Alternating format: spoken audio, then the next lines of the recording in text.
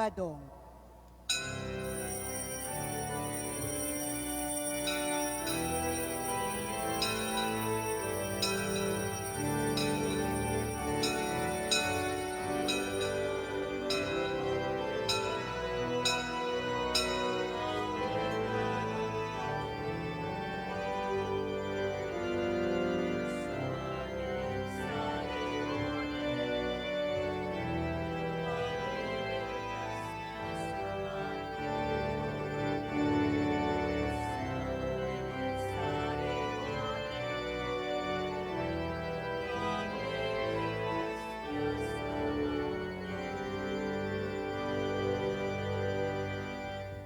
Sa ngalan ng Ama at ng Anak at ng Espiritu Santo, Amen.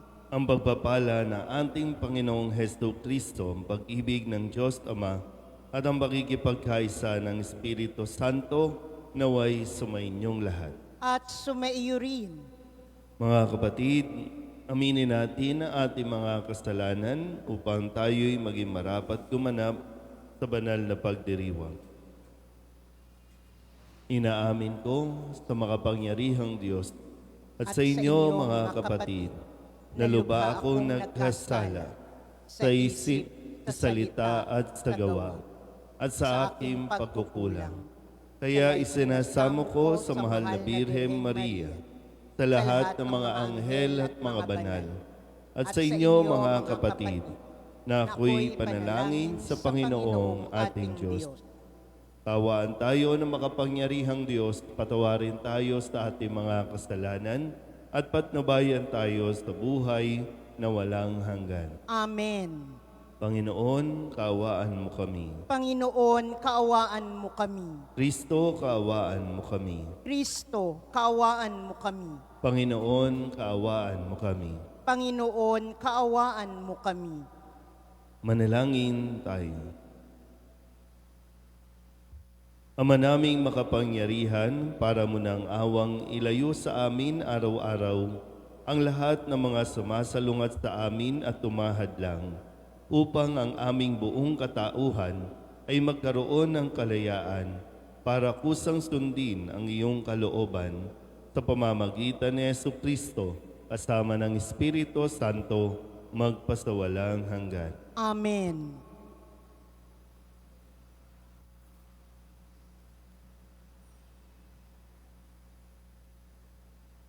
Pagbasa mula sa sulat ni Apostol San Pablo kay Tito.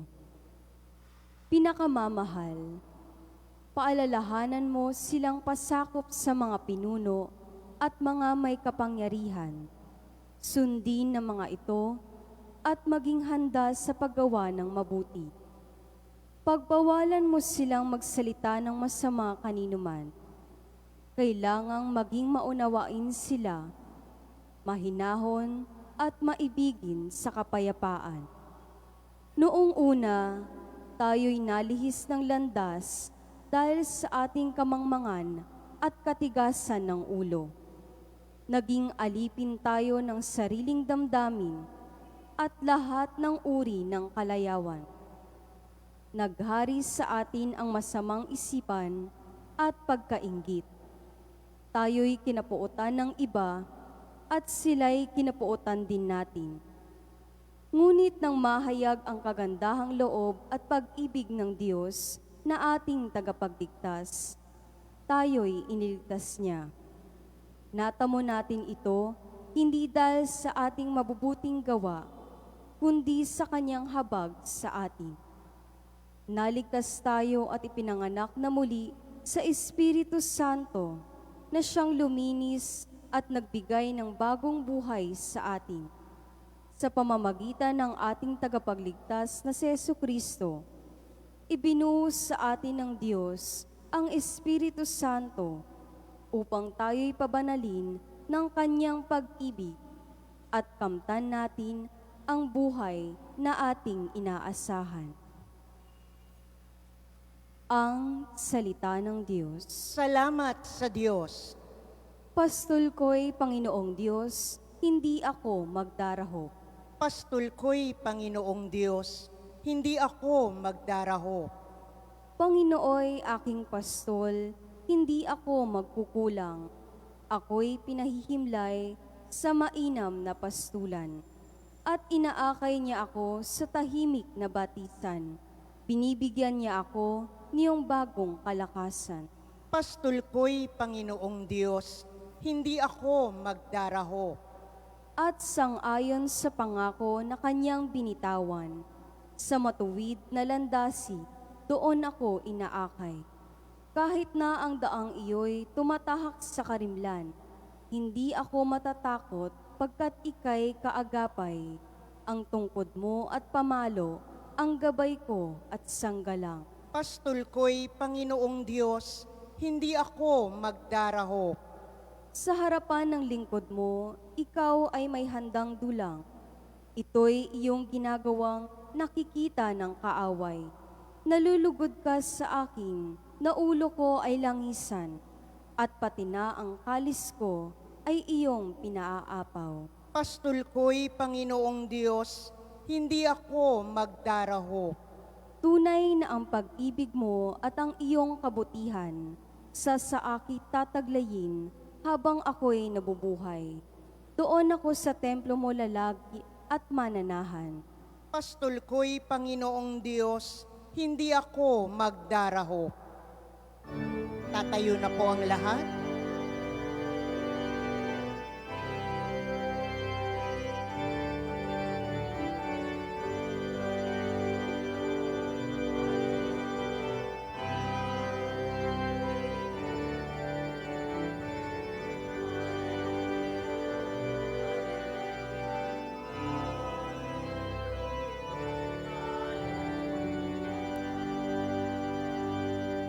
Ang Diyos Ama'y naghahangad, lagi tayong pasalamat, kaisa ng Kaniyang anak.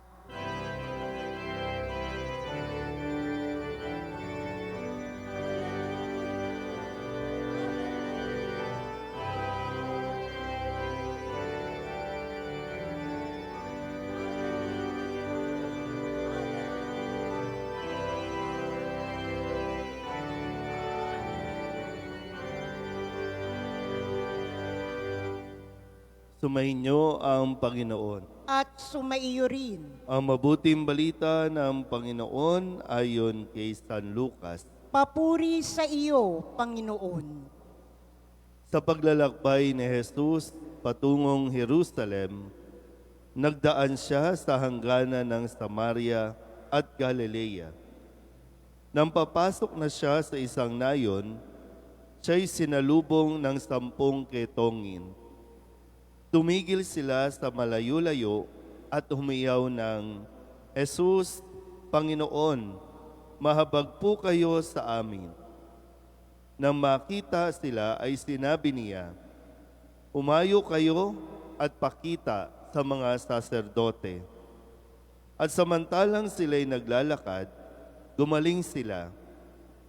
Nang mapuna ng isa na siya'y magaling na, nagbalik siyang sumisigaw ng pagpupuri sa Diyos. Nagpatira pa siya sa paanan ni Jesus at nagpasalamat. Ang taong ito'y Samaritano. Hindi ba 10 ang gumaling? Tinatanong ni Jesus. Nasaan ang 9? Wala bang nagbalik at nagpuri sa Diyos, kundi ang dayuhang ito? Sinabi sa kanya ni Jesus, tumindig ka't humayo sa iyong lakad. Pinagaling ka dahil sa iyong pananalig. Ang mabuting balita ng Panginoon. Pinupuri ka namin, Panginoong Hesukristo. Isang magandang umaga po sa inyong lahat. Magandang umaga po, Father. Ngayon po ay Miyerkules ng ika-32 linggo sa karaniwang panahon. At paumanhin po at medyo maalikabok lang po dahil pinapolish yung ating tiles. And hopefully mamaya po ay matapos po nila. At salamat po sa lahat ng mga tumutulong, mga nag-aambag po para sa ating paglilinis ng ating pong simbahan. Ano po ang napansin ninyo kanina habang nagsisimula tayo at nagbabasa ang ating commentator after ng panalangin sa umaga? Ano yung binabasa po? Oratio. After oratio, ano yung binabasa? Ha? Orasyon. Angelus. After ng orasyon, Angelus, ano yung binasa? Yun, hindi kayo attentive, no? Di ba yung mga pamisa? Di ba binabasa yung pamisa?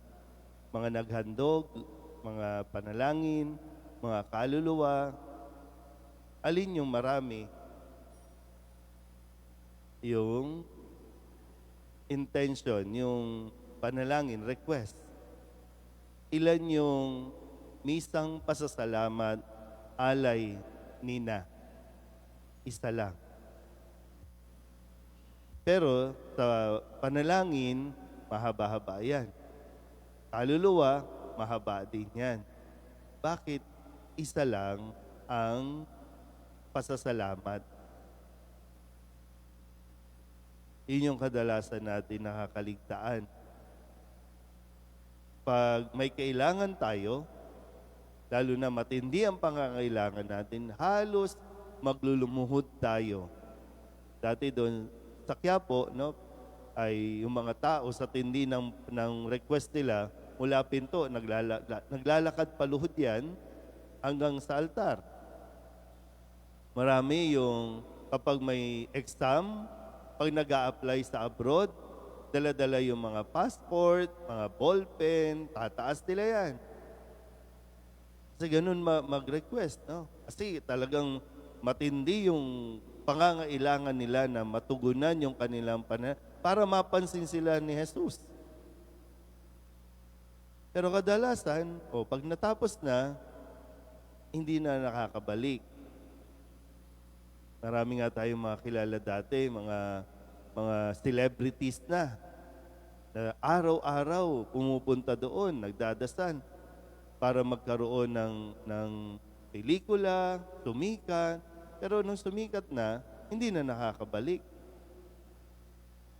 Bakit nagkakaganito yung attitude natin? Pag may hinihingi, nandiyan dyan. Pero kapag nakuha na, nakakalimutan nating magpasalamat. Real talk na lang tayo sa atin dito. Gaano tayo kadalas magpasalamat? Siyempre, halimbawa, pwede naman natin masabi, Padre, nagpapasalamat. Kaya nga ako nandito eh. Yung tangible, yung nakikita, kailan ba tayo huling pumunta ng opisina para magsabing donasyon pasasalamat? Kalimutan na. Hindi ko alam, no, kung anong nangyari, kung pwedeng, nagdududa na ba tayo, saan napupunta ang mga donasyon natin, ano ba nangyayari, o sadyang nagkakaroon tayo ng attitude na, at ako magpapasalamat, deserve ko naman ito.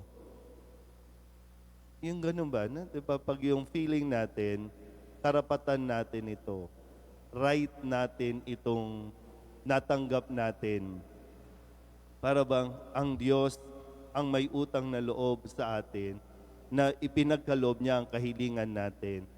Kaya nagiging yung ungrateful tayo. Yung mag-thank you man lang sa Diyos sa dami ng ibinigay niya sa atin. Hindi natin deserve kung anong mayroon tayo, pero dahil nga sa kabutihan ng Diyos, ibinibigay niya ito. Kaya nga yung 10 kitongin, di ba? Sa Ebanghelyo, 10 kitongin. Sumisigaw sila, Jesus, Panginoon, maawa ka sa amin.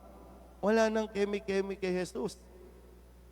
Kasi alam ni Jesus yung kanilang pangangailangan na kapag may sakit ka, lalayuan ka, kaya nga nasa malayo, kinakailangan isigaw nila, nagmamakaawa sila. At pinakinggan ni Jesus. Pero yun lang, no, yung tanong nga, bakit isa lang ang bumalik? Nasaan yung siyam? Nasaan? Hinahanap din ni Jesus. Hindi dahil sa kailangan ni Jesus na no na mapansin na bumalik, hindi yung itinuturo lang na huwag mong kalimutan magpasalamat sa Diyos. Ay balik na naman tayo, no? Kadalasan ganun, no? Pag may sakit, pait-pait tayo, pero pag gumaling na, balik na naman tayo sa bisyo, balik na naman tayo sa kalokohan. Isang magandang pag-uugali nawa, no? Na huwag nating makalimutan ituro sa mga bata yung laging magpasalamat. Pero mas maganda yung pagtuturo kapag nakikita mismo sa atin na nakikita ka ang mga magulang lumuluhod, nagpapasalamat sa Diyos. Nagsisimba para magpasalamat, hindi lang para humingi ng humingi. Amen? Magsitayo po ang lahat. Labis na mapagbigay ng biyaya, kagalingan at kapatawaran ng Panginoon. Subalit ipinagwawalang bahala natin ang mga ito. Nakakalimutan natin siyang pasalamatan. Dali natin ang ating mga panalangin sa Kanya sa diwa ng pasasalamat. Ang ating pong itutugon, Panginoon, dinggin mo ang aming panalangin. Panginoon, dinggin mo ang aming panalangin. Ang simbahan sa lupa naway patuloy na hilumin sa kapangyarihan ng Espiritu Santo ang mga may wasak na buhay. Manalangin tayo sa Panginoon. Panginoon, dinggin mo ang aming panalangin. At tinawang purihin at pasalamatan ng Diyos sa mga biyaya ng buhay, pananampalataya, kalusugan, kaligayahan at alab ng pagmamahalan ng pamilya, kaibigan at komunidad. Manalangin tayo sa Panginoon. Panginoon, dinggin mo ang aming panalangin. Tayo naway laging magpasalamat sa lahat ng aspeto ng ating buhay para sa pag-ibig na ibinuhos sa atin ng Diyos noong ang kininya tayo bilang Kanyang mga anak. Manalangin tayo sa Panginoon. Panginoon, dinggin mo ang aming panalangin. Ang mga may sakit at mga nabibigatan sa buhay, naway makita ang katangi-tanging pag-ibig at kalinga ng Diyos sa pamamagitan ng pagmamalasakit ng kanilang mga kapamilya. Manalangin tayo sa Panginoon. Panginoon, dinggin mo ang aming panalangin. Ang mga yumao naway mapabilang sa mga banal sa pagsamba sa Diyos sa langit. Manalangin tayo sa Panginoon. Panginoon, dinggin mo ang aming panalangin. Idulog din natin sa Panginoon ang ating mga personal na kahilingan at mga panalangin para sa ating mga pamilya. Kasama din ang mga kahilingan ng mga nanonood sa online. Lahat ng mga misang pasasalamat, espesyal na intensyon, agarang paggaling ng mga may sakit, at ang lahat ng mga kaluluwa na inihiling na ipagdasal sa misang ito.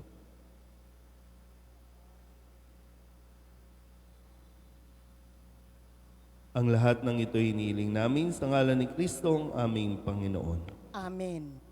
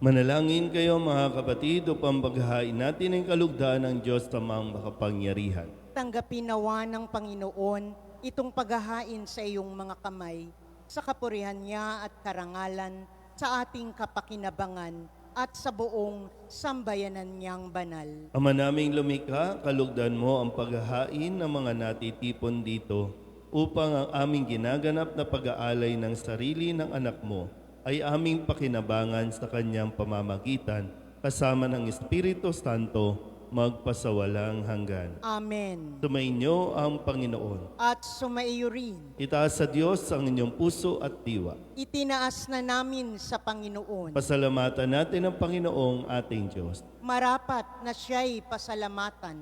Ama naming makapangyarihan, tunay ngang marapat na ikaw ay aming pasalamatan. Sa iyong paglingap at kagandahang loob, ang tao'y nilikha mo at pinangangastiwa sa sansinukob. Sa hangad mong siya'y iwastong lubos, siya'y pinagdusa mo sa kanyang pagtalikod. Sa iyong pagiliw, iyong ipinahintulot na makabalik siya sa pamamagitan ni Kristo Jesus. Kaya kaysa ng mga anghel ang nagsisiawid ng papuri sa iyo, nang walang humpay sa kalangitan, kami nagbubunyi sa iyong kadakilaan.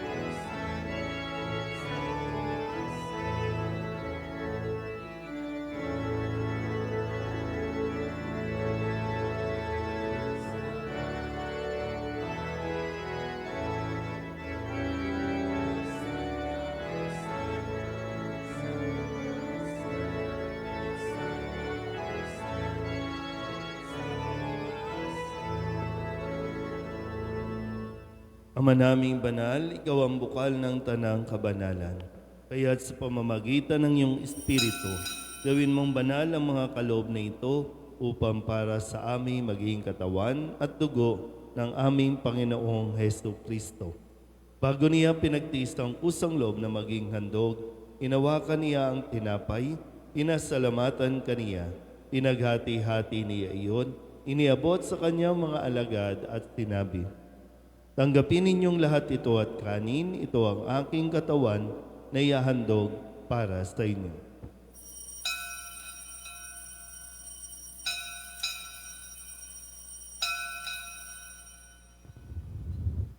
Gayun din naman nang matapos ang hapunan, nawakan niya ang kalis, muli kaniyang pinasalamatan.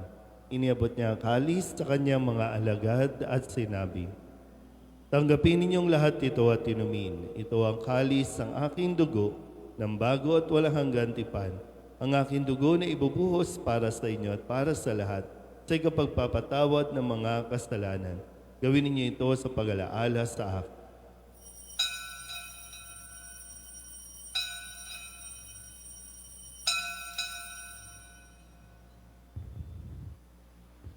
Ipagbunyihin natin ang misteryo ng pananampalataya. Si Kristo'y namatay, si Kristo'y nabuhay, si Kristo'y babalik sa wakas ng panahon.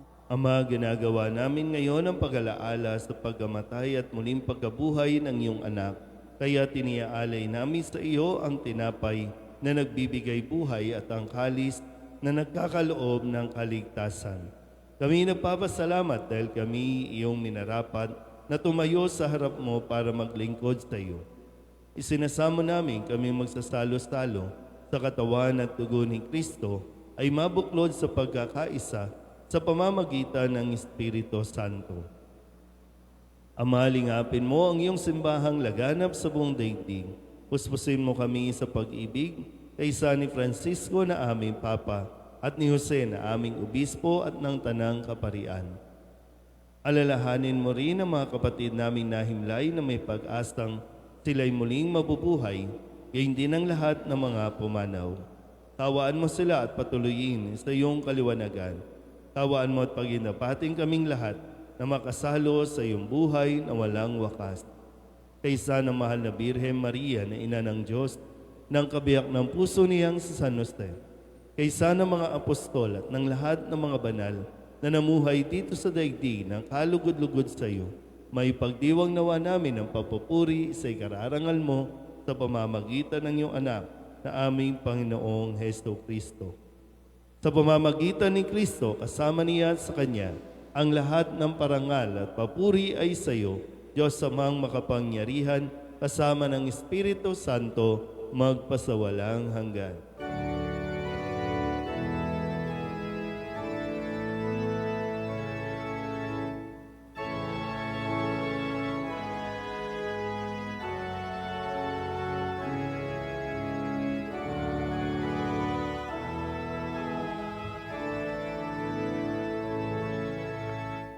Buong kababaang loob tayong tumawag sa ating Panginoon ng Ama namin.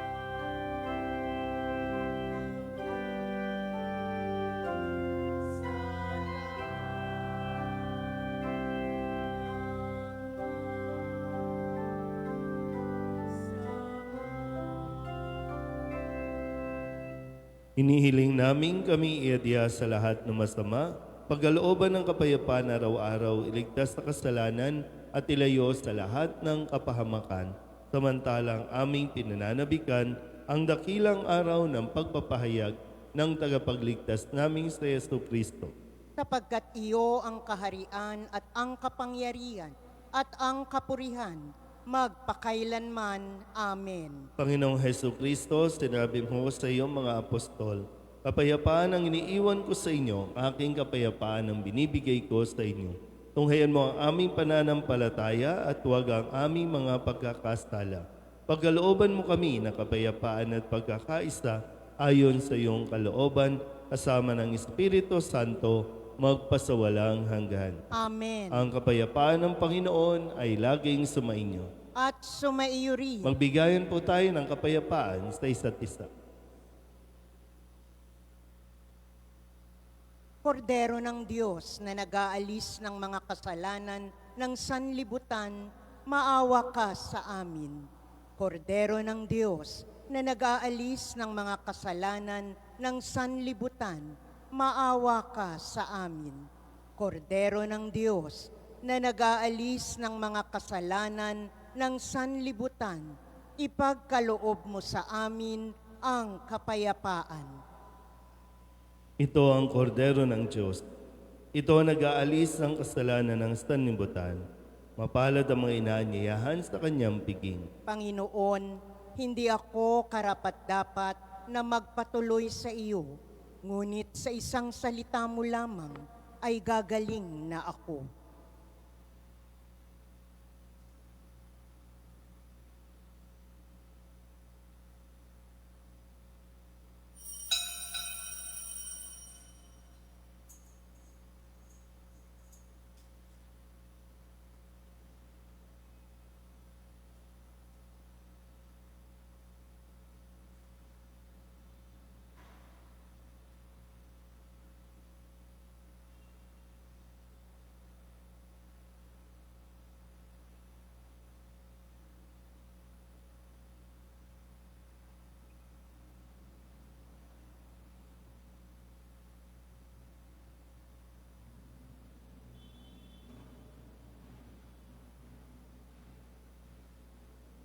Tatayo na po ang lahat. Manalangin tayo. Ama naming mapagmahal, tinatanaw naming utang na loob ang banal na pakikinabang at iniluluhog naming ang Espiritu Santo ay mag-umapaw sa kalooban naming kanyang tinitigib ng iyong kadakilaan upang ang iyong kagandahang loob ay manatili sa amin palagian sa pamamagitan ni Jesucristo kasama ng Espiritu Santo magpasawalang hanggan. Amen. Mga kapatid, pagkukulan natin ng panalangin ang mga yumao nating mga mahal sa buhay at ang lahat ng mga kaluluwa sa purgatorio. Mga anghel, mga banal, tanang nasa kalangitan, halikayo at samahan. Ang mga giliw naming pumanaw sa piling ng poong mahal. Si Kristo ang mag-aakay sa kandungan ni Abraham upang doon ay humimlay. Ang mga giliw naming pumanaw sa piling ng poong mahal. Sa ilaw na walang hanggan, kapayapaan naway pagkamitin ng may kapal. Ang mga giliw naming pumanaw sa piling ng poong mahal. Ama naming mapagmahal, iniahapili namin sa iyo ang aming mga kapatid na pumanaw sa buhay na ito. Huwag mo po silang pabayaan at pamalagiin mo silang buhay sa iyong piling. Alang-alang sa iyong awa at pag-ibig, patawarin mo sana ang kanilang mga pagkukulang at nagawang pagkakasala, dala ng kanilang kahinaan. Manatili nawa silang maligaya sa iyong piling, kasama ng iyong anak at ng Espiritu Santo, magpasawalang hanggan. Amen.